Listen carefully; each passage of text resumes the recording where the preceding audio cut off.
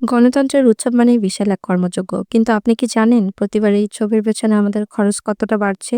গত নির্বাচনের তুলনায় এবারের নির্বাচনের ব্যয়ের চিত্রটা কিন্তু বেশ চমকপ্রদ।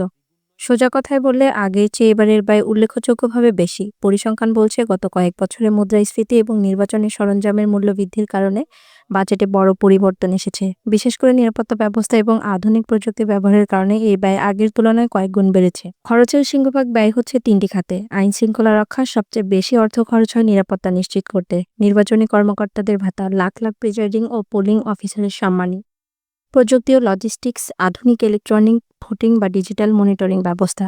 জ্বালানি তেলের দাম বৃদ্ধি এবং কাগজের উচ্চ মূল্য এবারের খরচ বাড়িয়ে দিয়েছে আকাশচুম্বী। তবে বিশেষজ্ঞদের মতে সুষ্ঠু নির্বাচনের জন্য এই ব্যয় অপরিহার্য হলেও অপচয় রোধ করা একটি বড় চ্যালেঞ্জ। শেষ পর্যন্ত প্রশ্ন থেকেই যায়, খরচ বাড়লেও জনগণের অবস্থার প্রতিফলন কতটুকু ঘটছে? আপনার কি মনে হয়? কমেন্টে জানান।